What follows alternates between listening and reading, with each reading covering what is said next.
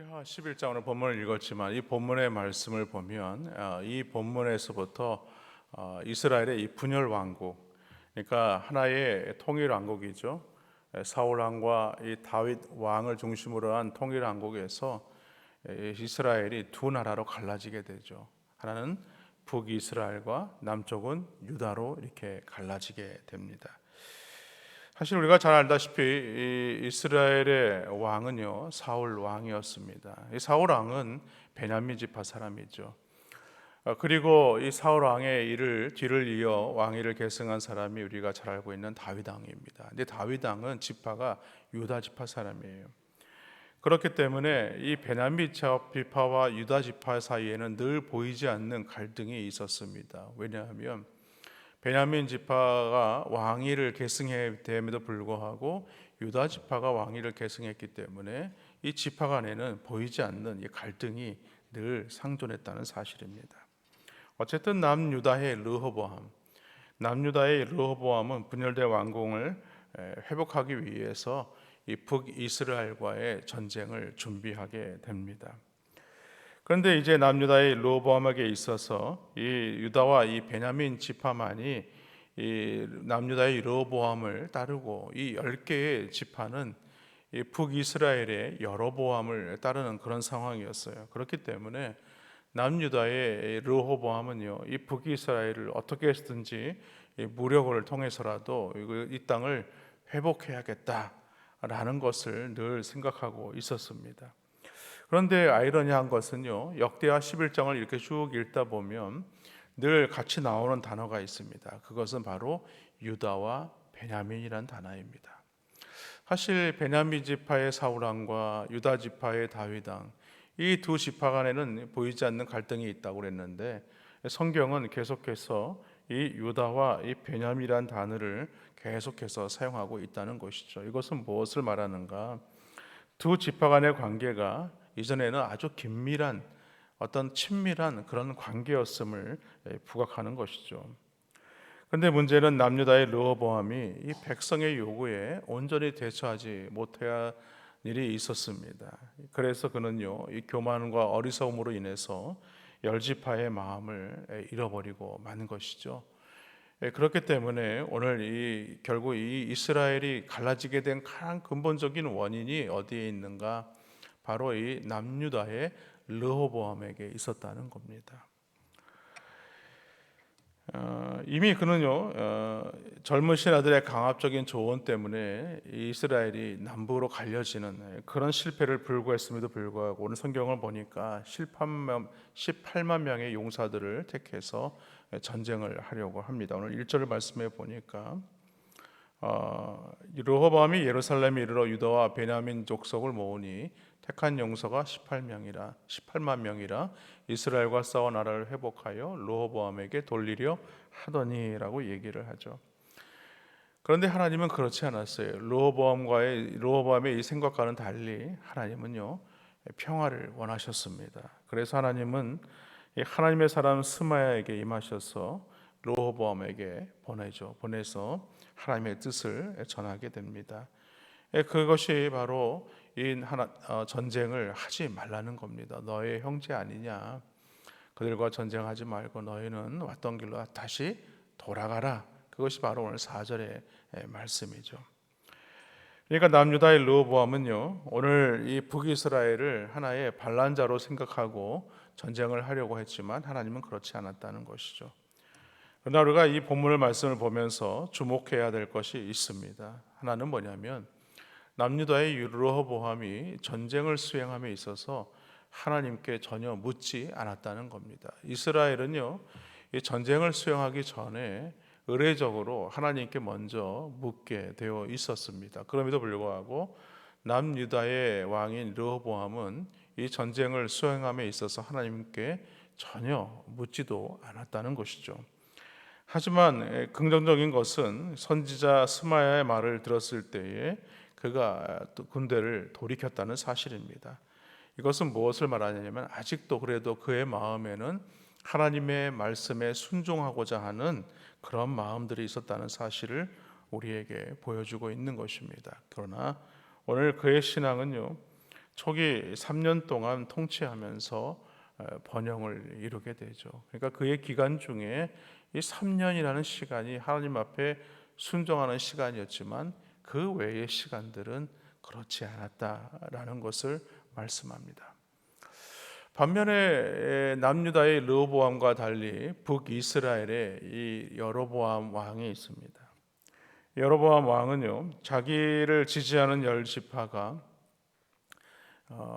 이 남유다에 있는 이 예루살렘으로 가는 것을 막으려 하죠. 왜냐하면 남유다의 예루살렘에는 무엇이 있었냐면 성전이 있었습니다. 그러니까 이스라엘은 늘 절기에는 예루살렘에 있는 성전으로 와서 하나님께 제사를 드려야 되는데도 불구하고 지금은 남북으로 갈라져 있는 상황이죠.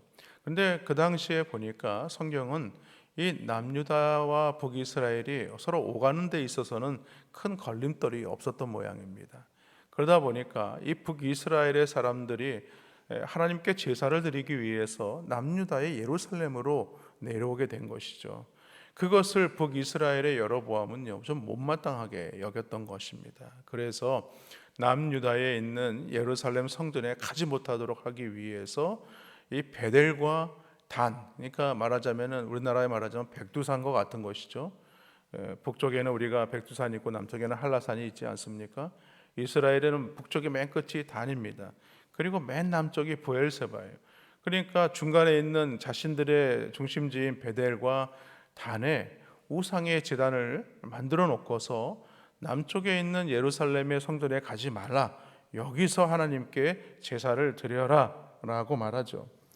그러나 여러분 잘 알다시피 레위인들과 이 제사장들과 백성들은 늘 절기마다 이 예루살렘에 있는 성전에 가서 하나님 앞에 제사를 드렸습니다. 그렇기 때문에 이 베델과 단에서 하나님 앞에 나아가지 않았죠.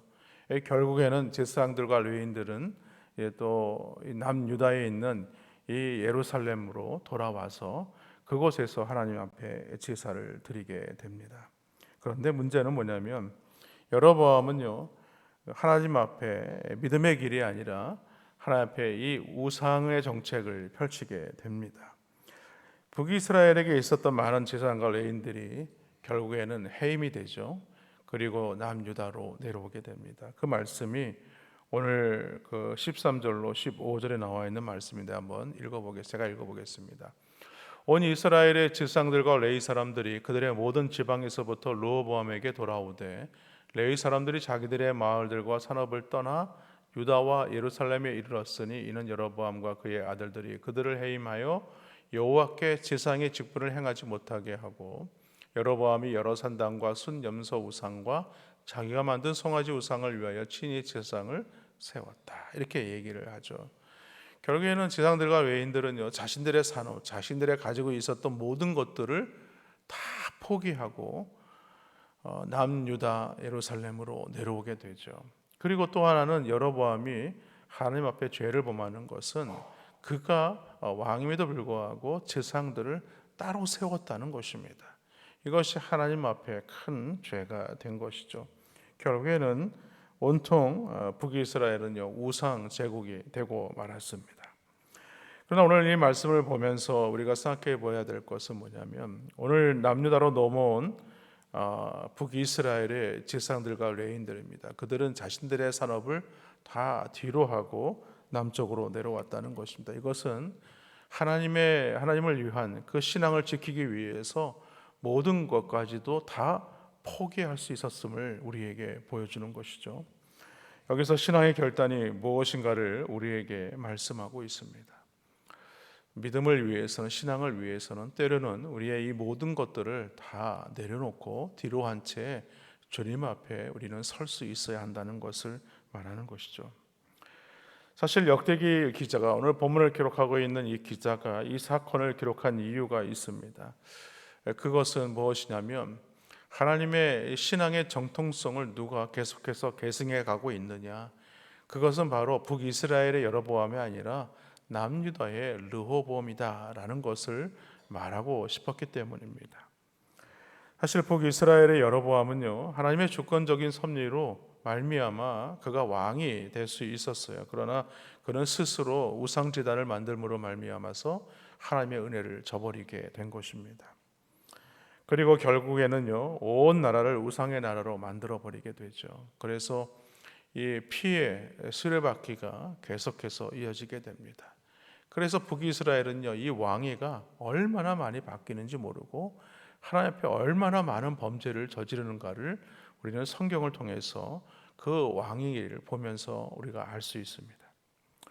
이 북이스라엘이 보여주는 모습은 무엇인가? 하나님의 사람들이 신앙을 버리면 어떻게 되는가를 우리에게 잘 보여주고 있습니다.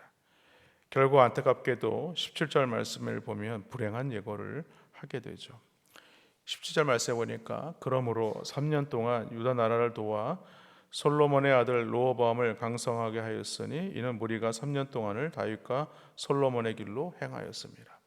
결국에는 북이스라엘 여로보암은요, 하나님을 배신하는 그런 불신의 길로 걸어가지만 이 르호보암, 남유다의 르호보암 또한도 그렇게 길지 않은 시간 동안만 하나님의 길로 행하였다. 다윗과 솔로몬의 길로 행하였다.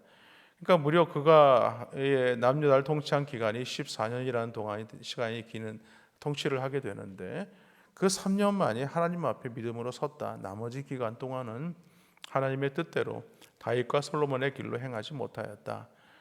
그 길을 오늘 성경은 말씀하고 있습니다. 그런데 오늘 성경을 보다 보면 이 18절부터 남유다의 르호보암이 번성하게 되는 것을 말씀하죠. 그리고 그 왕위 계승을 누구에게 물려주냐면 이 아비야를 말씀하고 있습니다. 사실 르호보암, 남유다의 르호보암은 오늘 성경에 보니까 그 아버지 솔로몬과 마찬가지로 많은 첩을 두게 됩니다. 첩을 여럿을 두었다는 것은 율법의 규정을 어긴 모습이었어요. 성경도 그런 모습에 대해서 말씀합니다. 신명기 17장 17절에 보면 그에게 아내를 많이 두어 그의 마음이 미혹되게 하지 말 것이며 라고 말씀하는 장면이 나오죠. 이 얘기는 뭐냐면 첩을 많이 두어서는 안 된다라는 것을 말하는 것입니다. 그런데 오늘 르호보암 보니까 첩을 아내를 8명과 첩을 60명, 60명을 거느렸다. 그리고 아들 28명과 딸 60명을 낳았다. 이렇게 설명을 하게 되죠. 그런데 역사적이게도 이런 상황에서 역대기 기자는 그 이야기를 기록하면서도 오히려 이 남유다의 르호보암을 지적하고 그의 문제성이 있음을 말하는 것이 아니라 오히려 이 르호보암이 분열 왕국 시대를 살아가면서도 그런 어려운 상황에서도 이 유다 왕국을 지속했다라는 것을 오늘 기록하고 있다는 사실이죠.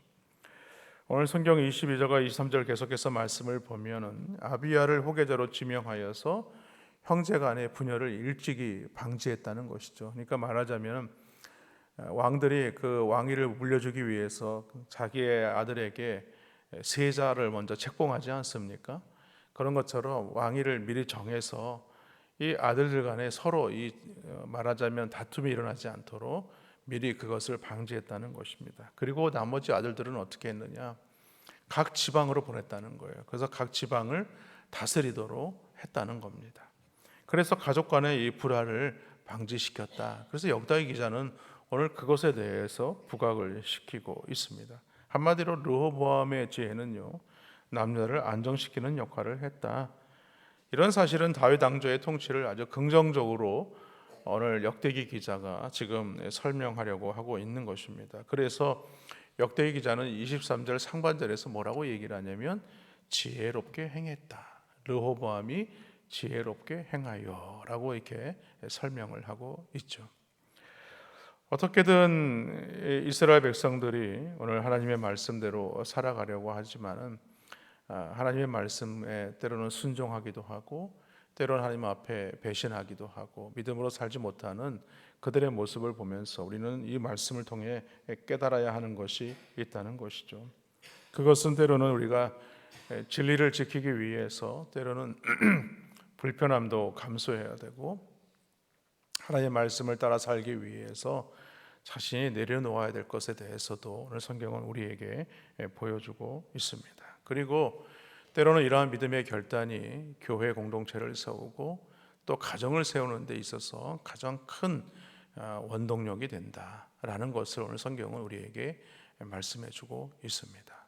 바라기는 우리가 앞으로 이 역대기 말씀을 보면서 하나님께서 우리에게 교훈하고자 하는 그 음성이 무엇인지를 우리는 귀를 기울여야 됩니다.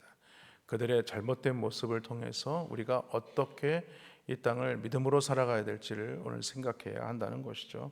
바라기는 오늘 하나님 말씀에 순종하여서 믿음의 길을 걸으시는 은혜가 있기를 주님의 이름으로 간절히 축원합니다.